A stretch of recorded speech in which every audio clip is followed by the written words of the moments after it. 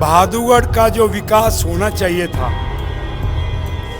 उस विकास को लोग तरस गए हैं। इसलिए बहादुरगढ़ को ऐसे विधायक की जरूरत है, बहादुरगढ़ को पंचकुला और गुड़गांव से आगे ले जा सकता हो। मैं बहादुर का बेटा हूँ और बहादुर मेरा भगवान है, और मैं भगवान के सामने ये कह रहा हूँ कि आपका बेटा, आप सब जानते हो, लायक है नालायक है। जो दो पार्टियों को छोड़कर, राष्ट्रीय पार्टियों को छोड़कर एक केवल निर्दलीय प्रत्याशी के ऊपर विश्वास जताया जाए, रमेश दलाल के पास ऐसा क्या मास्टर प्लान है? के लोगों को न रोजगार मिल पाया, न ड्रेनेज सिस्टम ठीक हो पाया। जो स्लम बन गया है, उस स्लम को विकसित कैसे किया जाए कि अब की बार आम जनता रमेश दलाल के पक्ष में खड़ी। मेरे भाई भूपेंद्र हुड्डा हमारे क्षेत्र के मुख्यमंत्री जरूर थे, जो विपक्ष का नेता विपक्ष की भूमिका न निभा पाए, विधानसभा में शेर और शायरी करता था, कोई हरियाणा की जनता का मुद्दा नहीं उठा। रमेश दलाल जो कहता है वो करता है। आप मेरी हिस्ट्री उठा के देखेंगे 40 साल की, तो मैं बिना विधायक भी हरियाणा में गिनती करवा सकता हूं। मैंने नहरें मंजूर करवाई, अकेले किसानों का काम किया, ऐसा नहीं। नमस्कार दोस्तों, स्वागत है सभी का समाचार क्यारी में। इस वक्त हम मौजूद है बहादुरगढ़ हल्के में, और बात करने के लिए हमारे साथ मौजूद है राष्ट्रीय किसान नेता है रमेश दलाल जी। आइए बात कर लेते हैं। कल हजारों ट्रैक्टर के साथ नामांकन दाखिल किया है और बहादुरगढ़ के चुनावी रण में कूद चुके हैं। आइए बात कर लेते हैं क्या विजन है बहादुरगढ़ की राजनीति को लेकर। नमस्कार जी। नमस्कार। क्या आपने हजारों ट्रैक्टरों के साथ नामांकन कल दाखिल कर दिया है बहादुरगढ़ विधानसभा क्षेत्र के लिए, क्या विजन लेकर आप बहादुरगढ़ की राजनीति में कूदने आए? बहादुरगढ़ का जो विकास होना चाहिए था, उस विकास को लोग तरस गए हैं। बहादुरगढ़ में न तो कोई ऐसी कनेक्टिविटी गुड़गांव के साथ भी अभी तक नहीं जुड़ पाई, और गुड़गांव पहुंच गया कहाँ, सोना का एरिया भी, जबकि उनकी दूरी दिल्ली से बहुत दूर है, गुड़गांव नज़दीक नहीं है। बहादुरगढ़ बिल्कुल बॉर्डर पर है। तो बहादुरगढ़ में अभी तक जो विधायक बने, मेरा मानना ये है कि उनमें सामर्थ्य और क्षमता नहीं थी, न उनके अंदर वो विजन था, न उनका जो एक बहादुर को आगे ले जाने की एक सोच होनी चाहिए, उसकी समझदारी होनी चाहिए, वो थी। इसलिए बहादुरगढ़ को ऐसे विधायक की जरूरत है जो विधान, संविधान और लोकल परिधान, मैं तीनों बात बोल रहा हूं, जो विधान, संविधान और लोकल परिधान तीनों को पहचानता हो, और बहादुरगढ़ को पंचकुला और गुड़गांव से आगे ले जा सकता हो। तो बहादुरगढ़ में आज जो गंदगी फैली हुई है, कमेटी निष्क्रिय है, क्योंकि जो विधायक है वो सारे कम शिक्षा वाले, या जो एक शिक्षा जिसकी है, वो तो कभी विधानसभा में लोगों ने बोलता नहीं सुना। तो बहादुरगढ़ के लोगों को न रोजगार मिल पाया, न ड्रेनेज सिस्टम ठीक हो पाया। जो स्लम बन गया है, उस स्लम को विकसित कैसे किया जाए। आप लोगों ने बम्बे में धारावी जगह सुनी होगी, जो झोपड़पट्टी की है। तो बहादुरगढ़ के लाइन पार एरिया को बम्बे की स्लम बस्ती की तरह बना दिया, जबकि स्टेशन के ऊपर पड़ता है लाइन पार की कॉलोनियां। उसका विकास होता तो उसका फायदा आसपास के क्षेत्र को भी होता। देखिए, मेरे भाई भूपेंद्र हुड्डा हमारे क्षेत्र के मुख्यमंत्री जरूर थे, जो विपक्ष का नेता विपक्ष की भूमिका न निभा पाए, वो मुख्यमंत्री बनने के बाद उसके पास कोई विजन होगा, ये लोग खुद ही उस बात पे विचार कर लें। विधानसभा में मेरा भाई भूपेंद्र शेर और शायरी करता था, कोई हरियाणा की जनता का मुद्दा नहीं उठाया। अभी जो भाजपा का मुख्यमंत्री था मनोहर लाल जी, उसका कोई राजनीतिक अनुभव नहीं था और कभी उनका कोई विजन भी नहीं था। उन्होंने एक नारा दिया कि पर्ची और खर्ची। अब पर्ची और खर्ची 1 मिनट के लिए मान लो, मेरे अनुसार तो खर्ची हटी नहीं, लेकिन हट भी गई तो नौकरी दे ही नहीं पाया। उदाहरण के रूप में कभी हरियाणा से 1 लाख सैनिक भर्ती होते थे फौज में हर साल, फिर वो संख्या कम हुई, आज वो संख्या 5000 है। इतना बड़ा हरियाणा जिसमें 7000 गांव है और गांव की जितना में संख्या में उस आबादी को गांव के हिसाब से अनुपात करें तो 7000 गांव जितनी संख्या शहरों में रहती हरियाणा में, तो 14000 एक गांव से एक भी लगे तो 14000 सैनिक की भर्ती चाहिए, लेकिन एक से तो काम चलेगा नहीं। तो हमारी फौज में नौकरी नहीं, पहले बीएसएफ सीआरपी में लगते थे उसमें नौकरी नहीं। दिल्ली में पहले बहादुर के 36 बिरादरी के, Delhi police, DTC, DDA, MCD, उनमें भी नौकरी नहीं। हमारे बहादुर में फैक्ट्रियों में यहाँ के लोगों को नौकरी नहीं, बड़ी बड़ी कंपनियां बहादुर में, बहादुर के लोगों को नौकरी नहीं।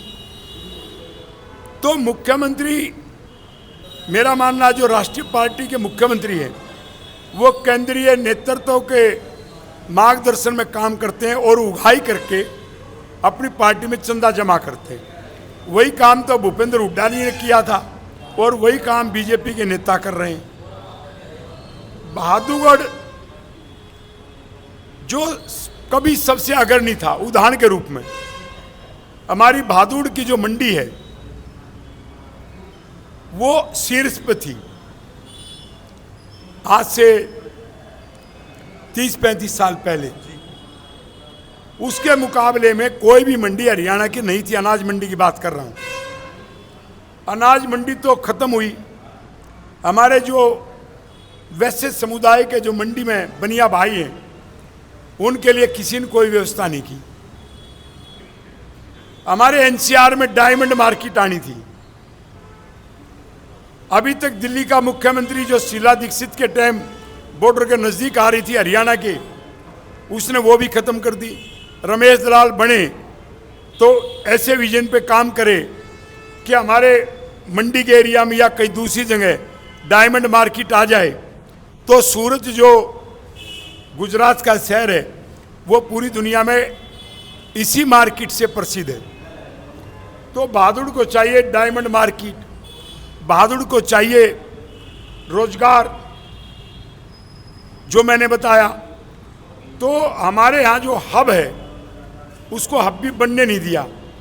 उदाहरण के रूप में मास्टर प्लान इतना दूषित है कि हमारे मास्टर प्लान में न तो कोई कचरे की व्यवस्था ढंग से हो पाई। कचरा एक जगह डालोगे शहर दूषित होता है, उसको किस प्रकार से ऊर्जा में बदला जाए वो भी विजन नहीं है।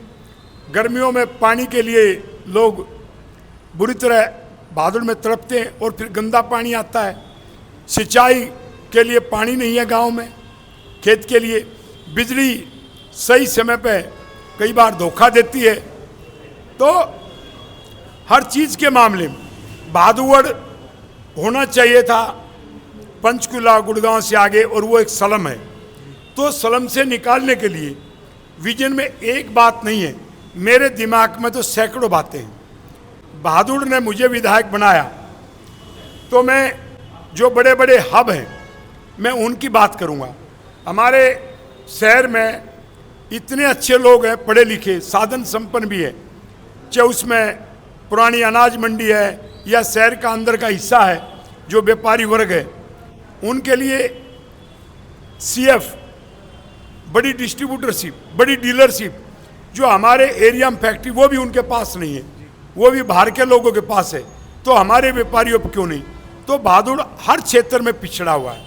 भादुड़ को विकास वही करवा सकता है जिसकी विधानसभा में आवाज गूंजे और जो किसी मुख्यमंत्री के दबाव में न आए। वर्तमान के जो विधायक हैं उनकी आवाज़ें नहीं गूंजती हैं। आपने कभी सुनी हो विधानसभा में राजेंद्र जून की, तो मुझे बता दीजिए, या उससे पहले के विधायक की सुनी हो तो बता दीजिए। नरेश कौशिक को कभी आपने बोलते हुए विधानसभा में सुना हो तो मैं जानना चाह रहा हूं।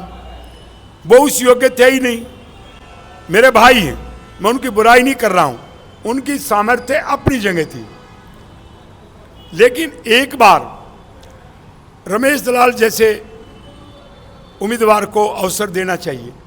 ट्रैक्टर में सबको पता है बड़ी मुश्किल से लोग बैठते हैं, लेकिन जो बैठता है वो बहुत मजबूत होता है। तो कल आपने देखा ट्रैक्टर में कोई हजार लोग बैठ कर के आए, तो वो न गर्मी को मानते, न सर्दी को मानते, न बरसात को मानते। सिर्फ उससे भादुड़ के बाकी लोगों को सोचना चाहिए कि अब की बार आम जनता रमेश दलाल के पक्ष में खड़ी है। युवाओं के रोजगार की बात आपने कर दी। हमने भी देखा सुबह से बारिश हो रही है, सड़कें काफ़ी ख़राब है, नालियाँ काफ़ी भरी हुई हैं। बहादुरगढ़ की जनता त्रस्त है इन सभी समस्याओं के कारण। तो रमेश दलाल से ये जानना चाहते हैं कि रोजगार के साथ साथ क्या उन्हें पिछले विधायकों की तरह आश्वासन मिलेंगे या रमेश दलाल कुछ काम भी करेंगे धरातल पर। रमेश दलाल जो कहता है वो करता है।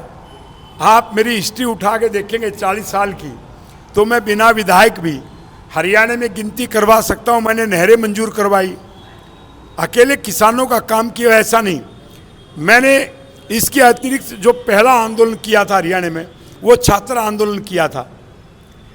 मैं एक बार बताऊं आपको कि कई हजार उसमें हमारे हरियाणा के बच्चे भी थे, और वो गलत तरीके से लगे और उनको नौकरी से निकाल दिया। 7,000 एलडीसी स्टाफ सिलेक्शन कमीशन के, अब उनके रिश्ते हो चुके थे, कई साल नौकरी को हो चुके थे, वो घर बैठा दिए। ये राजीव गांधी के समय की बात है। वो मेरे पास आए और मैंने पूरे देश के वो जो युवा थे, उसमें हरियाणा के ज़्यादा थे, हमारे एनसीआर के बहुत थे, उनकी लड़ाई लड़ी, उनको वापस नौकरी दिलवाई। तो रमेश दलाल बिना विधायक के, ये मैं बड़ा दावा नहीं कर रहा हूँ औरों की तरह, लोग पूछ सकते हैं, ऐसे बहुत जो मैंने नौकरी पे भी लगवाए, मैं विधायक नहीं बना और मैंने हर तरह से उनकी मदद की। तो रमेश दलाल को बनाने का मतलब है कि एक सर्वमान्य बहादुर का कोई अपना परिवार बन जाना। मैं पूरे बहादुर को भगवान मानता हूँ और मेरा परिवार है, तो जो मेरा भगवान है उसके लिए मैं हर तरह से लड़ूंगा। बेरोजगार की जो सेना खड़ी हो गई है, वो बेरोजगार की सेना की बजाय विकास की सेना खड़ी करूंगा, जो विकास के लिए हमेशा बहादुर को आगे ले जाए। और बेरोजगार की सेना तो खत्म होनी चाहिए, उनको रोजगार मिला के, जब उनको रोजगार मिलेंगे तो विकास के रास्ते पे जाएंगे। निर्दलीय प्रत्याशी के तौर पर आप ताल ठोक रहे हैं। तमाम जो खापे हैं, जो हरियाणा की संस्कृति रही है, खापों की तरफ से कितना रमेश दलाल को समर्थन मिल रहा है, क्योंकि आप किसान नेता भी है। खापों से परसेप्शन है किसान नेता के रूप में, क्योंकि मैंने काम किए, मैं किसान का बेटा हूँ, खुद किसान हूँ। लेकिन मैं आपसे कह रहा हूँ कि मैंने पूरे देश में ट्रांसपोर्टर का नेता रहा हूँ 90 के दशक में, और उसमें 36 बिरादरी के लोग वैश्य समुदाय के ज़्यादा थे, उनका भी मैंने नेतृत्व किया है।